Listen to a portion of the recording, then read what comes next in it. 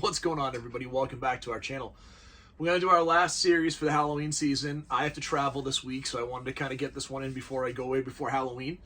I want to talk about movies that deserve a remake. Now, when I go through this, I'm going to give you 10 movies I think that would be amazing with a great updated remake, with a good cast, with a good budget, utilizing today's special effects. Because I think they're either movies that were potentially good, had a potential good idea, or were just ahead of their time, right? And they just couldn't, they didn't have the budget or the effects to kind of make a great version of this movie.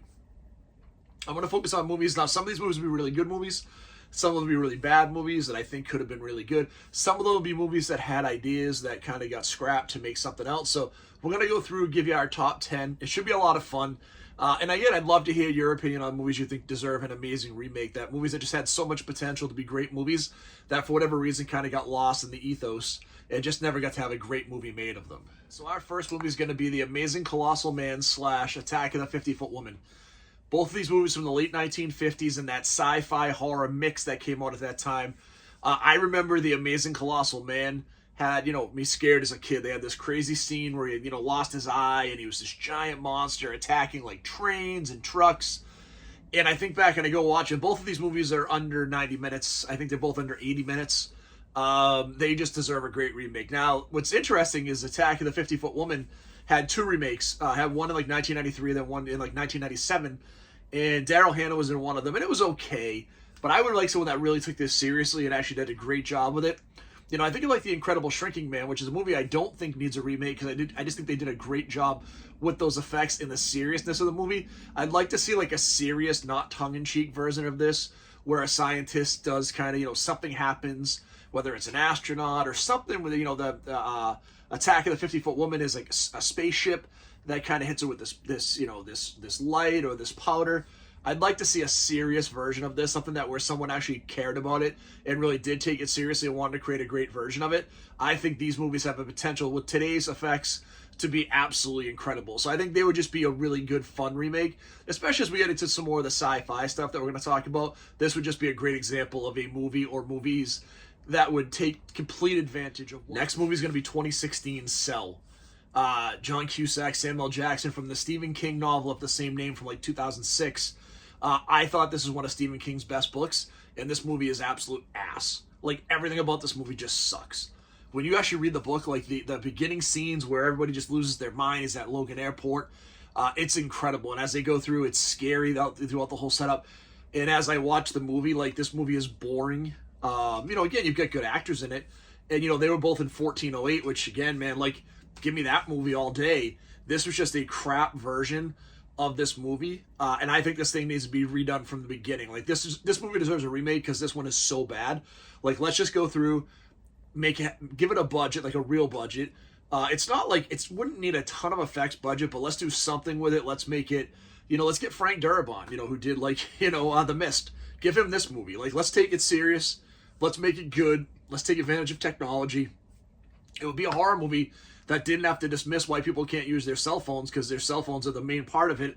Like, let's just make a really good version of this movie that doesn't absolutely suck. Because I think we could. I just think this movie got rushed out. There's a lot of Stephen King movies that get rushed out that just aren't very good. And to me, this is the absolute pinnacle because this movie's just so bad. And it's one of my favorite Stephen King stories. So I think it deserves the opportunity to have a really good remake by somebody who cares about the material and somebody who wants to make a compelling version. Number 8 is going to be 1984's Night of the Comet, a movie I absolutely love. My wife and I were talking about this. She is not a horror movie fan, but this movie was on cable everywhere. Like, if you were watching cable back in the late 80s, you saw Night of the Comet, and I think this movie's really fun. Again, I think this movie would be awesome because it could benefit from some really good effects. Like, I think the story is actually pretty solid. I wouldn't change anything on the story. I don't think you need to. I just think putting a real budget behind this movie and actually letting it benefit from the effects that you could have, because we don't get a lot of great horror comedies. This was a great horror comedy.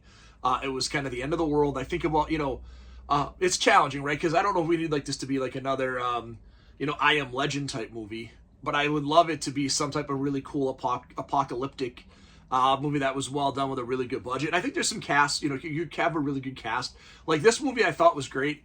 The cast was very good. You had some interesting regulars from like other, B movies, which were really fun. So I think there's a lot of fun stuff in this movie that you can do. I just don't think it had the advantage to be able to take care of the budget that it needed. or the ability to make it. So for me, the reason I'd want a remake on this is I really want another great horror comedy. I'd like the ability to take the apocalyptic piece to another level. And again, this one took place in LA, and they did a pretty good job of making LA feel very isolated.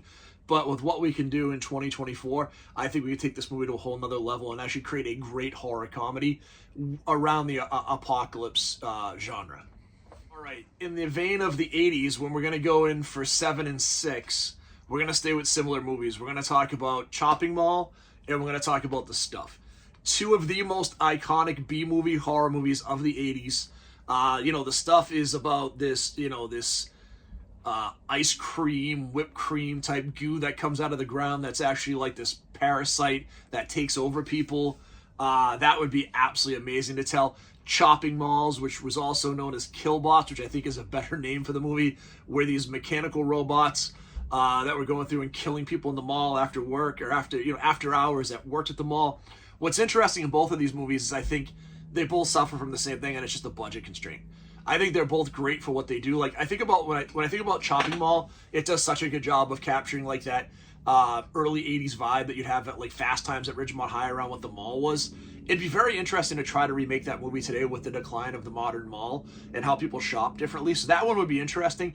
My thought process would be like, at a warehouse, shipping facility where people work. Could be potentially like an interesting version of that movie. I think The Stuff in today's version of consumerism could be even cooler if you think about it, if you tie it into like social media, YouTube, Instagram, TikTok, how that, with that interacts with this and it really impacts people that are kind of these zombies that consume.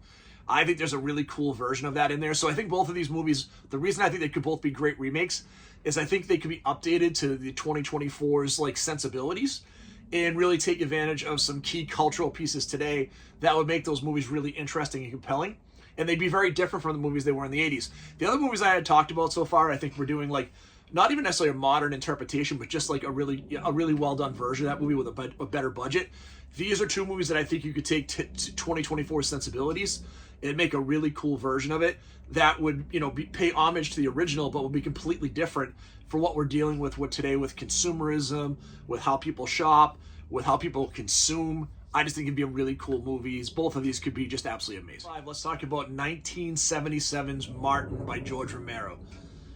This is George Romero's like vampire movie, and man, it is such a good movie, and it is criminally like underknown.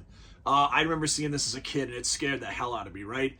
Martin uses razor blades, he doesn't have teeth, he drinks blood, but it's so low budget. Like, the acting is okay, the photography is really bad, the effects are mediocre. I think this movie, if told from like a really introspective perspective, I don't know if that's the right way to frame it, but if it was told in a way that, it was really a character study of this character with a really good actor in this movie with better film, cinematography and a better budget, man, this could be an absolute home run. It is like Romero's best version of psychological horror, and I really like it, right? So Martin's a young guy, he tends to go and have affairs with older women, and he takes advantage of their like vulnerability to to kill them and drink their blood, right? Like, I think there's so much cool social commentary in there. Again, in something like this, you could tie it into dating apps, you can tie it into any of the different societal things that are in there. So I think this could be a movie that would just absolutely blow up and be phenomenal. So this is one of those ones, I think, if you haven't seen Martin, please go and check it out.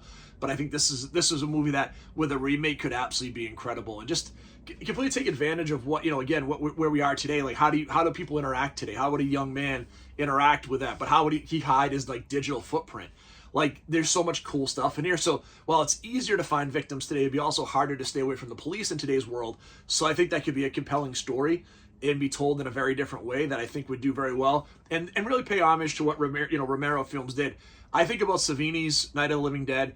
I think about, Zack Snyder's Dawn of the Dead, which I think were both incredible remakes. I still don't think we've gotten a great remake of Day of the Dead. And you had the Crazies remake, which I thought was actually a pretty good movie as well. So I think you've had some good versions of Romero's work. I just think Martin is like so under the radar. I mean, I don't have a lot of great vampire movies. So I think if we could get a really good version of this, we could get a great vampire movie that would do homage to what Romero was trying to do and tell a pretty cool story, in it's going to be the most challenging one for me to talk about because they talked about it for years, and I love the the Universal like dark universe they had talked about creating. So let's talk about my favorite monster movie, Creature from the Black Lagoon from 1954. I think it deserves a remake.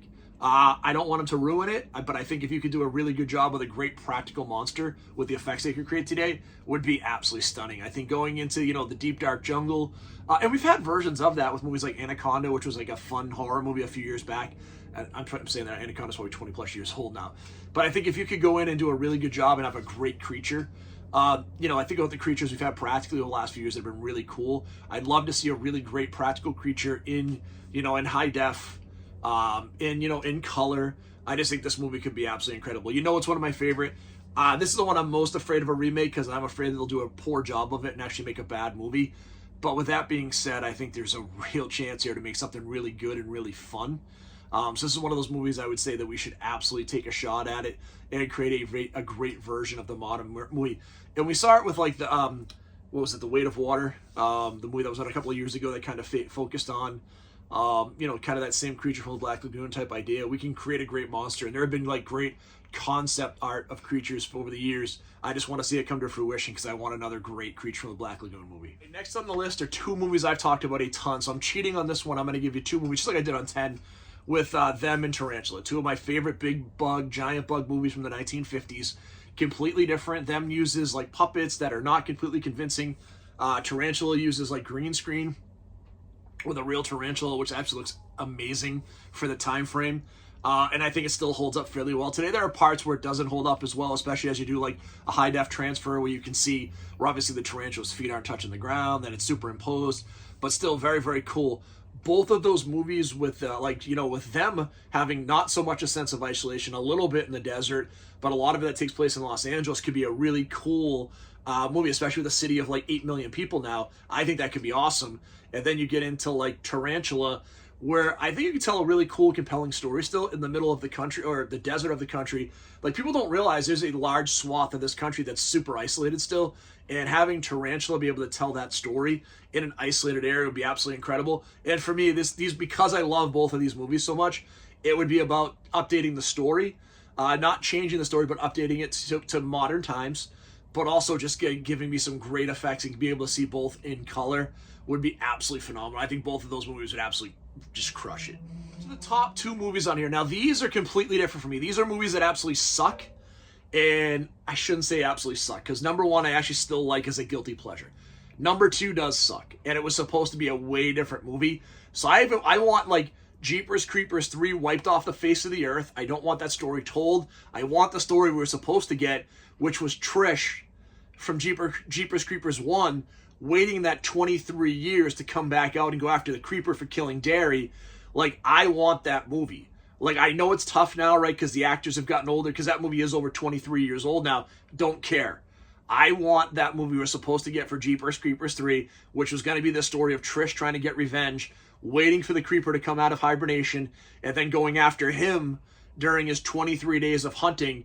That movie would have been absolutely awesome, and that's the one I want. So, out of all the movies on this list, wipe out Jeepers Creepers 3 from all of our existences. Let's go make a new movie called Jeepers Creepers 3. Let's get the one we were supposed to get, and let's get an awesome version of it because it's bullshit that we never did. Number one on my list, a movie that is so batshit crazy that it got made back in the day in the early 1980s that I want a modern version of it.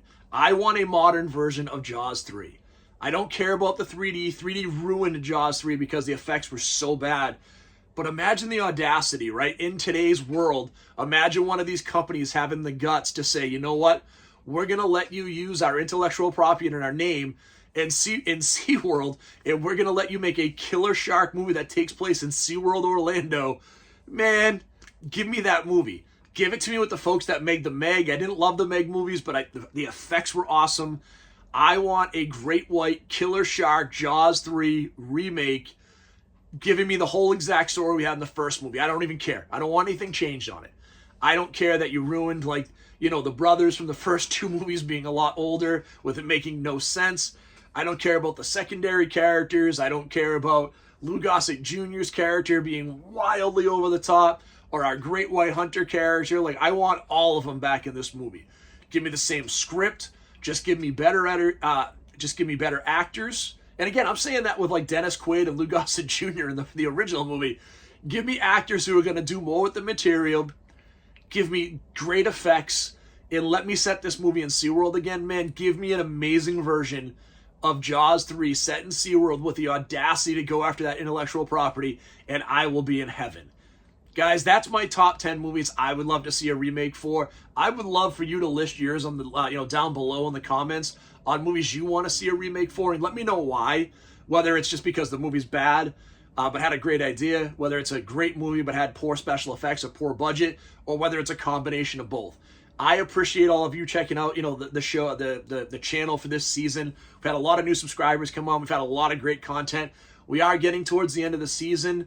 I'm going to still continue to try to give you guys 1 to 2 videos a month all through the winter, and then early next year before we get into late summer, early fall when we get really deep into the channel. But I do appreciate all of you checking out the channel. If you haven't done it so far, please hit that subscribe button. And as always, stay scary.